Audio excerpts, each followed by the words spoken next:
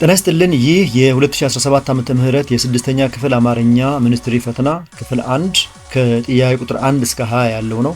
ይህ ጥያቄ የተዘጋጀው በአዲስ አበባ ከተማ አስተዳደር ትምህርት ቢሮ ነው።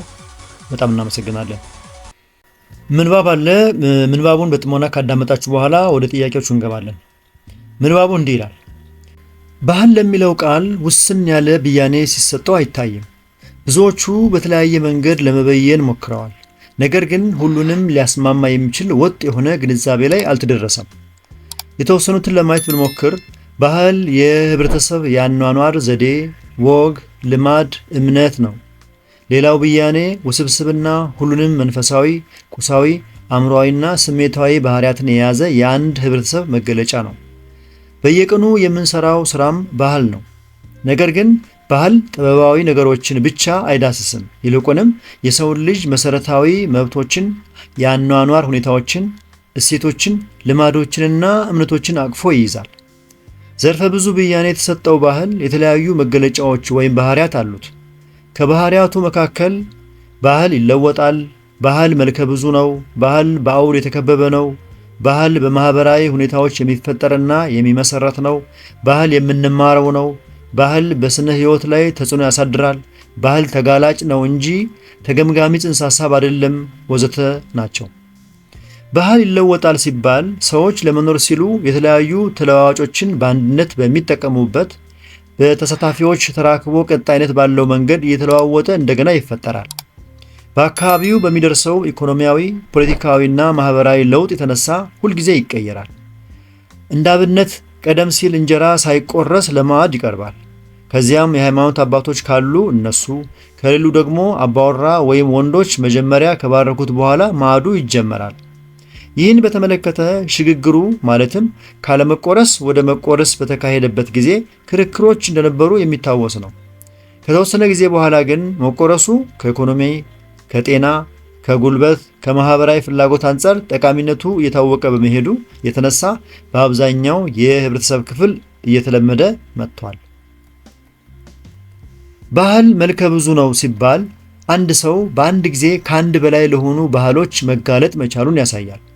ባህል የቡድኖች ስለሆነ በአንድ ቡድን ውስጥ ደግሞ የተለያዩ ባህሎች አሉ።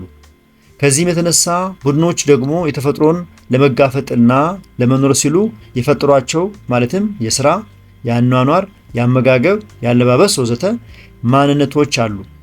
ግለሰቡም በአካባቢው ለሚገኙ የቡድን ማንነቶች ተጋላጭ ነው።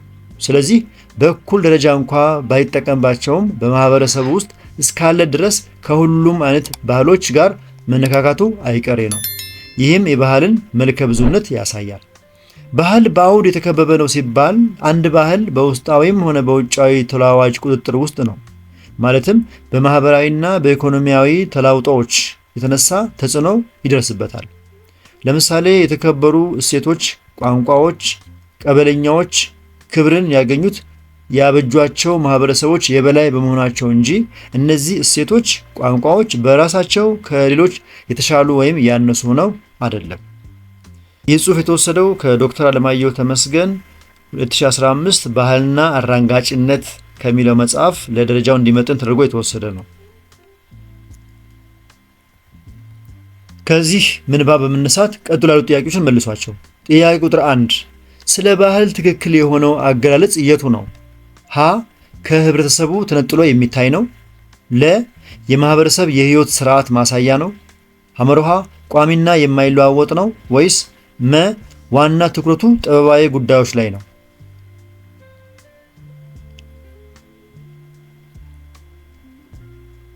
መልሱ የማህበረሰብ የህይወት ስርዓት ማሳያ ነው የሚለው ሲሆን ለዚህ ምክንያቱ ምንባቡ ባህል የህብረተሰብ የአኗኗር ዘዴ፣ ወግ፣ ልማድና እምነት መሆኑን ስለሚገልጽ የማህበረሰብ የህይወት ስርዓት ማሳያ ነው የሚለው ትክክለኛው መልስ ነው ማለት ነው። ሁለተኛ ባህል ተገላጭ እንጂ ተገምጋሚ ጽንሰ ሐሳብ አይደለም ማለት ምን ማለት ነው? ሀ ትክክል ወይም ስህተት ብሎ መፈረጅ እንደማይቻል ያሳያል። ለ ጎጂ ባህል እንዳለ ሁሉ ጠቃሚ ባህል መኖሩን ያሳያል። ሐመርሃ ጎጂ ባህሎች ተወግደው ጠቃሚዎቹን ማስቀጠል እንዳለብን ያስገነዝባል። መ እንቅስቃሴዎች ሁሉ ባህል መሆናቸውን ይጠቁማል።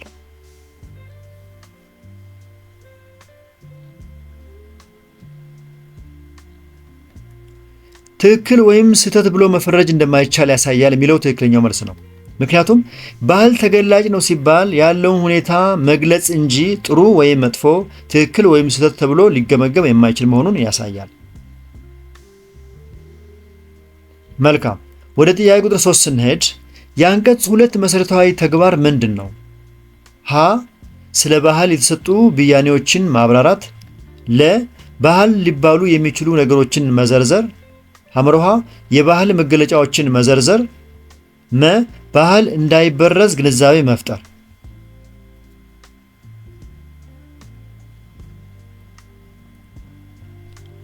ትክክለኛው ምርጫ የባህል መገለጫዎችን መዘርዘር የሚለው ሲሆን ለዚህም ምክንያቱ ሁለተኛው አንቀጽ ባህል የተለያዩ መገለጫዎች ወይም ባህሪያት አሉት በማለት የባህልን ባህሪያት ዘርዝሮ ያሳያል።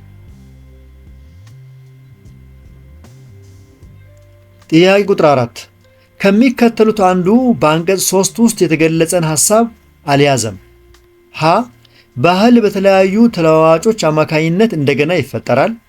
ለ ማህበራዊ፣ ኢኮኖሚያዊና ፖለቲካዊ ለውጦች ባህልን ይቀይሩታል። ሐመርሃ የተሳታፊዎች ተራክቦ ባህልን እንዲለወጥ ያደርጋል። መ ስለ ሰው ልጅ መሰረታዊ መብት ያስረዳል።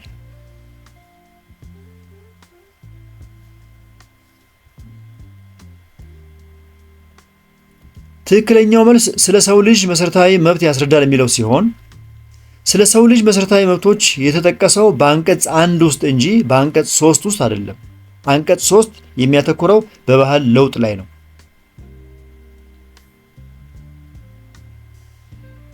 ጥያቄ ቁጥር 5 ከላይ የቀረበው ምንባብ መሰረታዊ ትኩረቱ ምንድን ነው? ሀ ባህል መለወጥ እንደሌለበት ያሳያል። ለ የባህል መገለጫዎችን ማስገንዘብ። ሐመርሃ ባህል ለለውጥ ዝግጁ መሆኑን ማስረዳት። መ ልክና ስህተት የሚባል ባህል አለመኖሩን መንገር።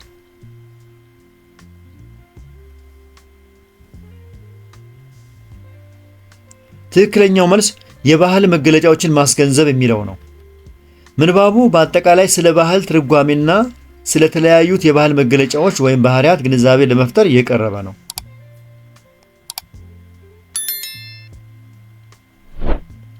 ጥያቄ ቁጥር 6 የአንቀጽ 4 ዋና ሐሳብ ምንድን ነው? ሀ በአንድ ቦታ ብዙ አይነት ባህሎች መኖራቸውን፣ ለ ግለሰቦች ከአንድ በላይ ለሆኑ ባህሎች መጋለጣቸውን፣ ሐመርሃ የባህል ባህሪያትን ማሳየት፣ መ የባህል ምንነት ማስረዳት።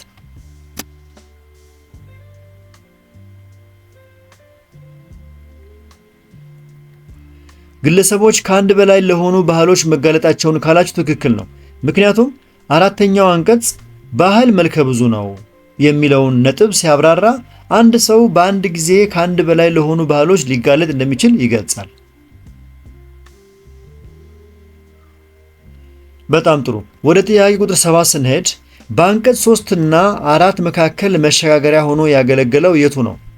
ሀ የባህል መገለጫዎች፣ ለ የሰው ልጅ የሰራው ሁሉ ባህል መሆኑ፣ ሐመርሃ በአውድ መከበቡ፣ መ የባህል ለውጥ ማስረጃ መሆኑ።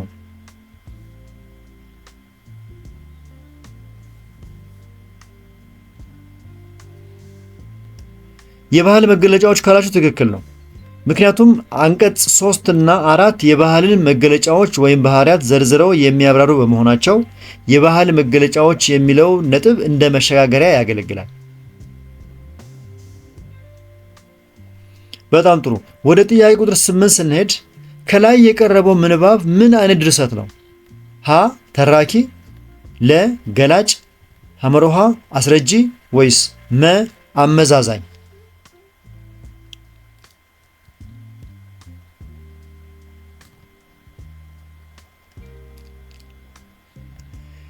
አስረጂ ካላችሁ ትክክል ነው። ምክንያቱም ድርሰቱ ስለ ባህል ትርጉምና ባህሪያት መረጃዎችንና ትንታኔዎችን በማቅረብ ግንዛቤ ስለሚሰጥ አስረጂ ድርሰት ይባላል።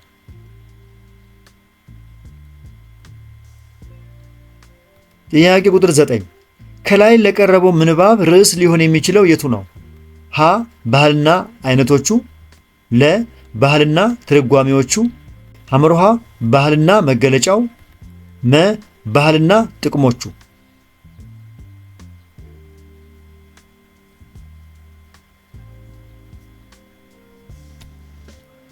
ባህልና መገለጫው ካላችሁ ትክክል ነው።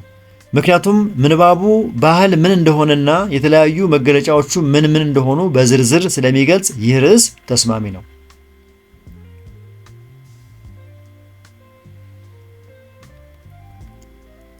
ወደ ጥያቄያችን አጋማሽ ደረስን። ይህን ጥያቄ ከማቅረባችን በፊት የተከበራችሁ የዚህ ቻናል ተከታታዮች እስካሁን በቀረቡ ጥያቄዎች መልስና ማብራሪያዎች ላይ አስተያየት፣ ጥቆማና ጥያቄ ካላችሁ አስተያየት መስጫው ላይ አስቀምጡ። ከተመቻችሁ ላይክ አድርጉ። ሌሎቹ እንዲያገኙት ከፈለጋችሁ ደግሞ ሼር አድርጉላቸው። ምናልባት እየፈጠንኩ ወይም እየዘገየው ከሆነ ቪዲዮን እያስቆማችሁ ተከታተሉ። ጥያቄ ቁጥር 10 መጋፈጥ ለሚለው ቃል አውዳዊ ፍች የቱ ነው? ሀ መሸሽ፣ ለ መፋለም፣ ሐመሩሃ መስማማት፣ መ መተው።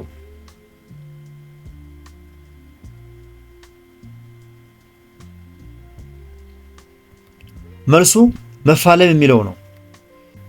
ምንባብ ውስጥ ተፈጥሮን ለመጋፈጥና ለመኖር በሚለው አረፍተ ነገር ውስጥ መጋፈጥ ማለት ተፈጥሮ የሚያመጣውን ተጽዕኖ ተቋቁሞ መፋለም ማለት ነው።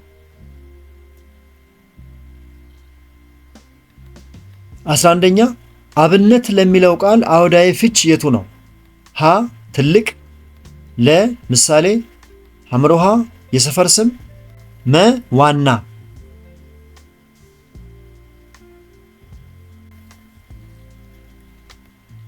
ምሳሌ ካላችሁ ትክክል ነው። ምክንያቱም ምንባቡ እንደ አብነት ሲል እንደ ምሳሌ ማለቱ ነው።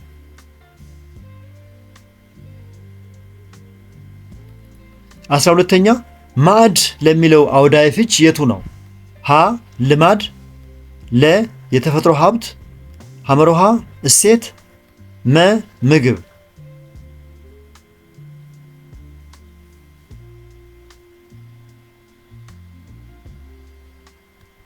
ምግብ ካላችሁ ትክክል ነው።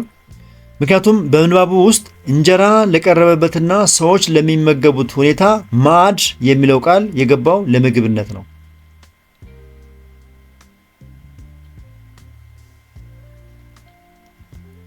13ኛ ጥያቄ መግለጫዎች በምዕላድ ተነጣጥሎ ሲጻፍ የቱ ነው?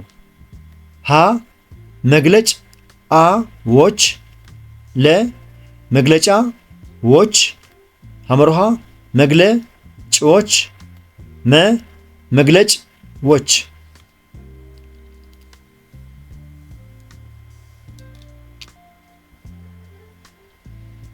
ትክክለኛው መልስ መግለጫ ዎች የሚለው ሲሆን ለዚህ ምክንያቱ መግለጫ የሚለው ቃል የራሱ የሆነ ትርጉም ያለው መሰረታዊ ቃል ወይም ነፃ ምዕላድ ሲሆን ዎች ደግሞ ብዙ ቁጥር አመልካች ጥገኛ ምዕላድ ነው። ጥያቄ ቁጥር 14 ስለ አንቀጽ አካላት ትክክል የሆነው የቱ ነው? ሀ በመግቢያው ውስጥ ዋና ዋና ሐሳቦች ይብራራሉ። ለ በማጠቃለያ ክፍሉ የተዘነጉ ነጥቦች ይነሳሉ። ሐመሩሃ በመግቢያው ላይ ስለሚነሱ ነጥቦች ጥቆማ ይሰጣል። መ በሐተታው ክፍል ዋና ዋና ነጥቦች ተጨምቀው ይገባሉ።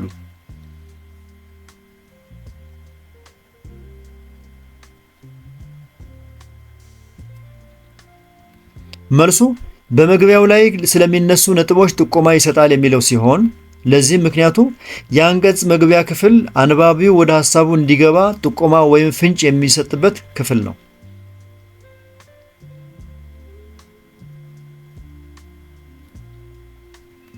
15ኛ የሚከተለውን ቅንጭብ በማንበብ የድርሰት አይነቱን ለዩ።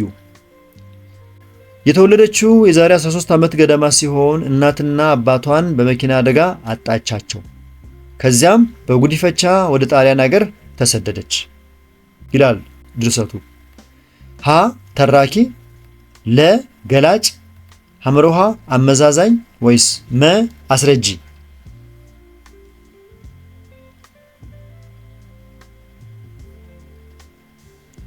መልሱ ተራኪ ነው። ይህ ቅንጭብ የሰውን ታሪክ በቅደም ተከተል ስለሚተርክ ተራኪ ድርሰት ይባላል።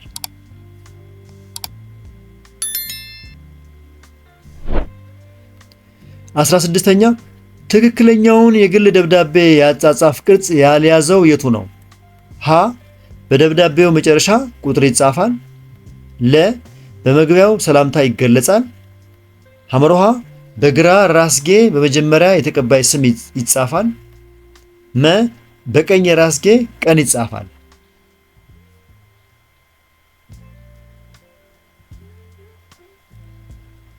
ትክክለኛው መልስ በደብዳቤው መጨረሻ ቁጥር ይጻፋል የሚለው ነው። ምክንያቱም ቁጥር ወይም የመዝገብ ቁጥር የሚጻፈው በመደበኛ ወይም በቢሮ ደብዳቤ ላይ እንጂ በግል ደብዳቤ ላይ አይደለም።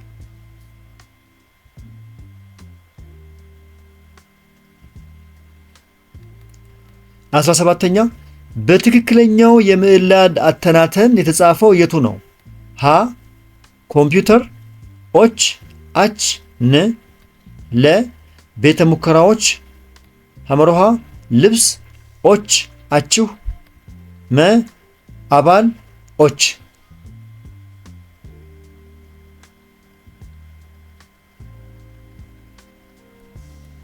ትክክለኛው መልስ አባል ኦች የሚለው ሲሆን አባል ነፃ ምዕላድ ሲሆን ኦች ደግሞ ብዙ ቁጥር አመልካች ጥገኛ ምዕላድ ሆኖ በትክክል ተለይቷል።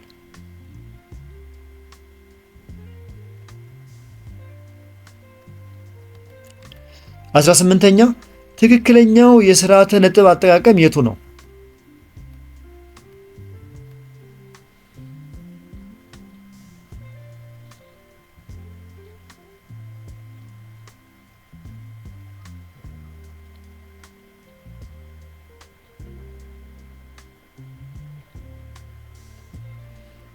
መልሱ ሐመር ውሃ ላይ የተቀመጠው ሚኒስትሩ የተማሪዎችን የመማር አቅም ለማሳደግ ዘመናዊ ግብዓቶችን፣ ቴክኖሎጂዎችን በ2018 ዓመተ ምህረት እንጠቀማለን አሉ የሚለው ነው። ምክንያቱም ቀጥተኛ ንግግር በትምህርት ጥቅስ መከበብ አለበት። ከመጠቀሱ በፊት ደግሞ ነጠላ ሰረዝ መግባት ይኖርበታል ማለት ነው።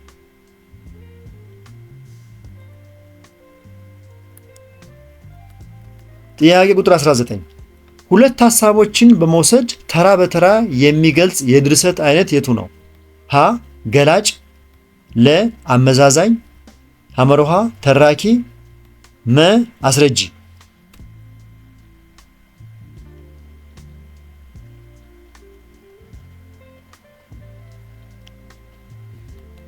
አመዛዛኝ ካላችሁ ትክክል ነው።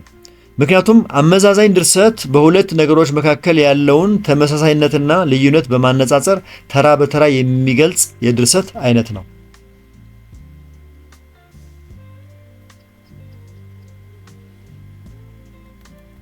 ወደ ክፍል 1 የመጨረሻ ጥያቄ ደረስን። ጥያቄ ቁጥር 20 የሚከተለው ቅንጭብ አገልግሎቱ ምንድን ነው? እንዲህ ይላል። የሰው ልጅ ብዙ ምኞቶች አሉት። ከምኞቶቹ መካከል አውሮፕላን አብራሪ መሆን፣ የመድኃኒት ባለሙያ መሆን፣ አስተማሪ መሆን፣ ወታደር መሆን ወዘተ ናቸው። እነዚህን ምኞቶች ለማሳካት የሚሰራቸውን ተግባራት ቀጥሎ እናያለን ይላል ቅንጭቡ። ሀ መግቢያ፣ ለ መሸጋገሪያ፣ ሐመሮሃ ሀተታ፣ መ መደምደሚያ።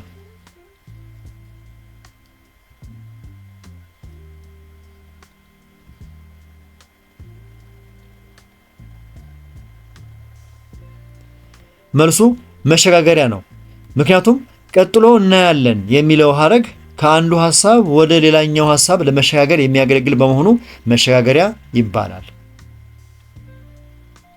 የተከበራችሁ የዚህ ቻናል ተከታታዮች እስካሁን በቀረቡ ጥያቄዎች፣ መልሶችና ማብራሪያዎች ላይ አስተያየት፣ ጥቆማና ጥያቄ ካላችሁ አስተያየት መስጫውን አስቀምጡ። ከተመቻችሁ ላይክ አድርጉ። ሌሎቹ እንዲያገኙት ከፈለጋችሁ ደግሞ ሼር አድርጉላቸው። በዚህ ቻናል ላይ የተለያዩ የስድስተኛ ክፍል የሚኒስትሪና የሞዴል ጥያቄዎች በብዛት ስለሚገኙ እነሱን በቀላሉ ለማግኘት ቻናሉን ሳብስክራይብ ያድርጉ አሁኑ ነው። የዚህን ጥያቄ ፒዲኤፍ ከፈለጋችሁ ደግሞ ቴሌግራም ቻናላችን ላይ ገብታችሁ ሃሁ ቲዩብ የሚለውን ጆይን በማድረግ ብዙ ጥያቄዎች ታገኛላችሁ። በክፍል 2 እስከምንገናኝ መልካም ጥናት።